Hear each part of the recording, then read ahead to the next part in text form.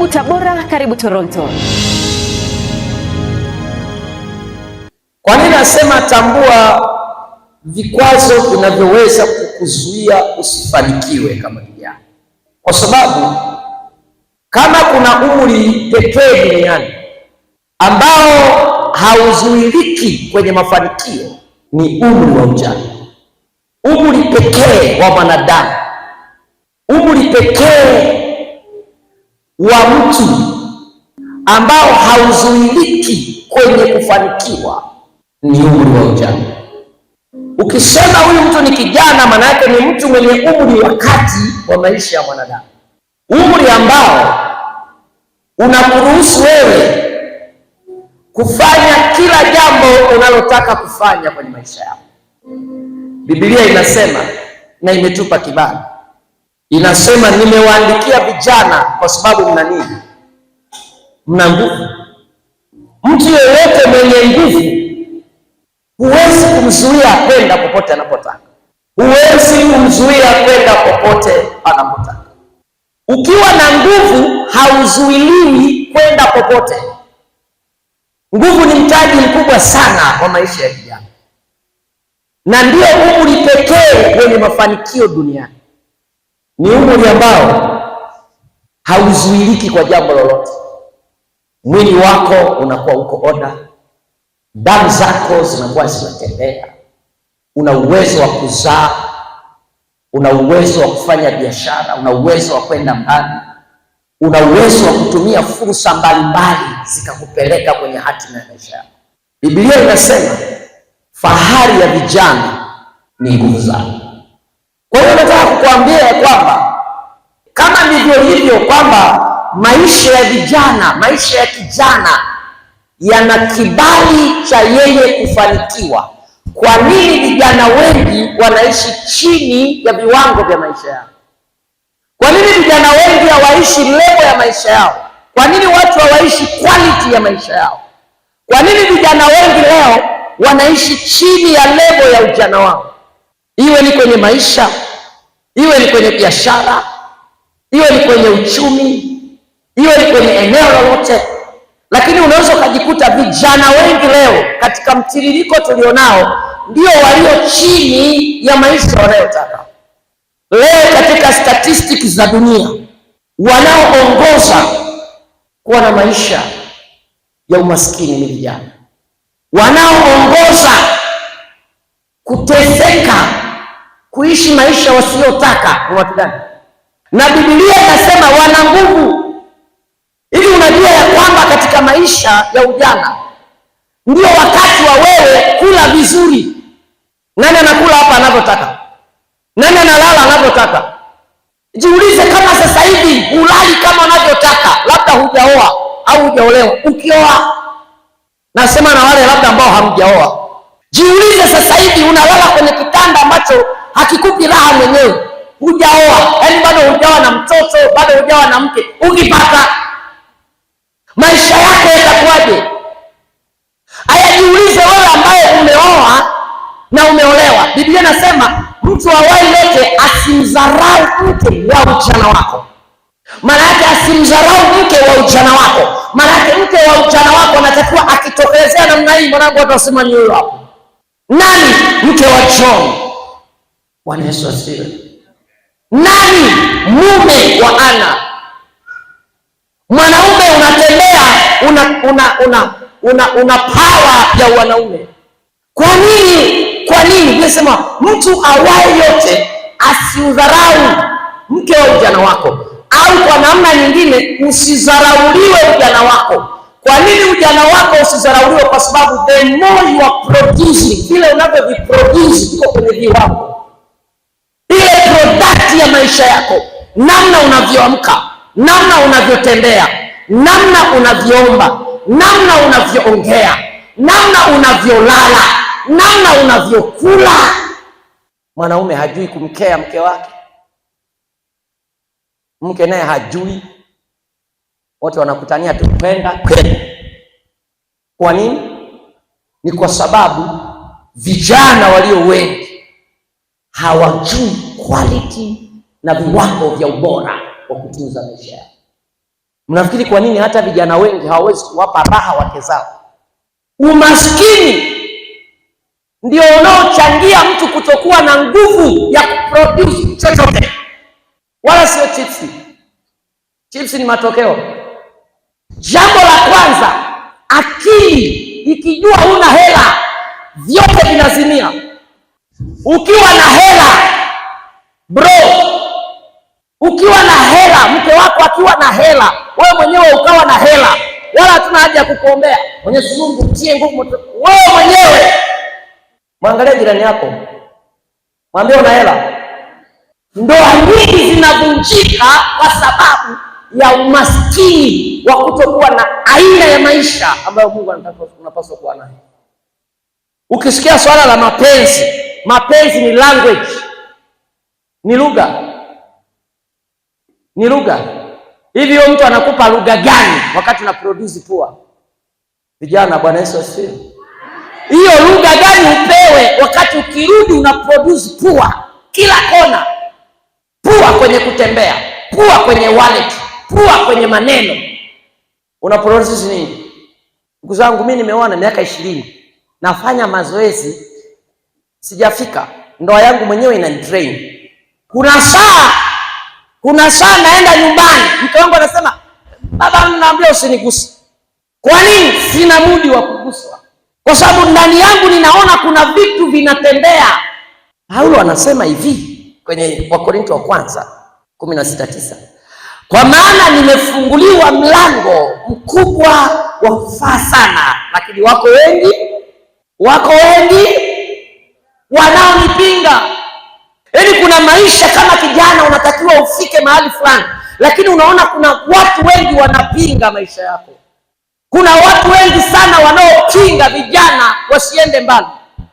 Wewe unafikiri vijana wa Tanzania tuko salama, lakini kuzimu imetengeneza strategy ya kuhakikisha kwamba vijana wa Tanzania miaka 10 ijayo, miaka 60 ijayo, miaka 40 ijayo, hatutakuwa na quality, hatutakuwa na vijana wenye viwango vya juu, kwa sababu vijana wameshakiwa wafe hapa. Niwaulize leo, uliwahi kuona Bahamedi mzee? Mabahamedi wanaochukuliwa ni watu gani? Si vijana. Hakuna mzee atachukuliwa apelekwe Bahamedi. Kwa maana hiyo watu ambao kuzimu imeseti ili dada zetu, ndugu zetu leo wachukuliwe wauze baa. Na muulize mtu mshahara wa baa ni kiasi gani? Mtu anaenda baa kutoka asubuhi anarudi saa 9 usiku, muulize amegain shilingi, na maisha yake kule mbeleni atapata nini? Ukimwangalia mwenye baa unaona ni kama anakusaidia, lakini kumbe anakuua. Niambie, kwenye miziki mbalimbali wanaoenda ni watu gani? Pombe za kila design kubwa kubwa wanaokunywa ni watu gani? Wanaoongoza kutumia mitandao ni watu gani? Hata leo kuna watu wengine hawajaja hapa kwa sababu ya mechi ya mpira. Kwa nini? Akili zao zimesetiwa. Na hata wengine wanasema mtumishi maliza. Mwingine yuko hapa anauliza, niko semina mwanangu, ngapi imefungwa? Ni muhimu kama kijana ujue wewe umezaliwa ili uwe sababu ya taifa la Mungu kukua. Wewe ni sababu ya Tanzania kufanikiwa. Wewe ni sababu ya kanisa kuendelea. Wewe ni sababu ya eneo lilopo kuendelea. Wewe ni sababu ya kudumisha uungu wa Mungu uliozaliwa nao kwenye maisha yako. Na Biblia inasema kile unachokitamka kinaumbika. Baba yako akikutamkia maisha ni magumu, wewe utoboi. Mama yako akikwambia maisha ni magumu, aina ya mama, aina ya ardhi unaweza kuzaliwa kinaweza kuwa kizuizi cha wewe kama kijana usitoboi. Nasema na kijana hapa, kuna watu wengi nataka kufanya mambo makubwa, umekata tamaa. Ninakuambia kwa jina la Yesu leo, nyanyuka na utafanikiwa kwa jina la Yesu. Nyanyuka, usiogope. Kama unataka kuanzisha kampuni, anzisha. Kama unataka kufanya biashara za jumla, fanya. Unataka kwenda kuleta biashara China, Turkey, Marekani, nenda kwa jina la Yesu. Nenda kwenye ulimwengu wa roho. Anza kupasua mwamba wa kwako. Usiangalie nyuma, usiangalie baba, usiangalie mama, usiangalie mjomba, mwangalie Yesu aliyekupa uhai na amekuweka ukiwa hai. Simama na yeye. Dhambi inaweza kukutenga wewe na Mungu, na dhambi inazaa dharau. Mtu mwenye dhambi anajaa dharau sana. Dhambi inaweza kukutenga wewe, inaweza ikaondoa thamani ya ujana wako.